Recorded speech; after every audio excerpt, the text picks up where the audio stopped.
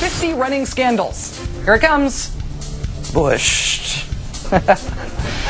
Number 3, privatizing your money gate. On everything from your health care to fighting terrorists, the Bush administration says private companies do it better and cheaper than the Bush administration. But the Washington Post reports that every year since 2001, more than 300 employees of private companies have filed claims saying their companies defrauded the government. The Bush Justice Department has only pursued about 100 cases a year, to the tune of about 13 billion recovered tax dollars. The current backlog of cases not being pursued is more than 900.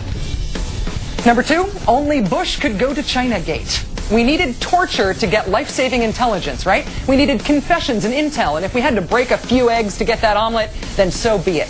Today, the New York Times reports that trainers at Guantanamo based an interrogation lesson there on a chart of coercive techniques, a chart that dated to 1957. That chart was taken from an article called Communist Attempts to Elicit False Confessions from Air Force Prisoners of War.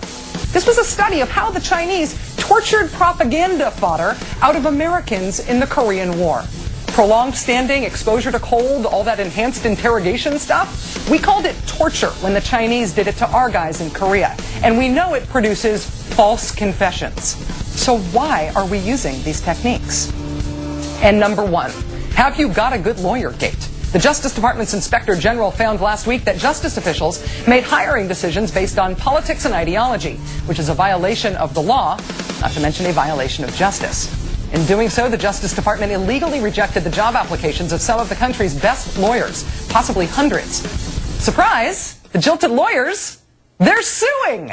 Not only because their rejections violated civil service laws, but because their privacy was violated when the DOJ researched their political views. As if that's not enough, to defend itself, the Justice Department now has to rely on the legal savvy, the brilliant legal minds of the people it hired instead, like the genius alumni of Jerry Falwell's, quote, university, end quote.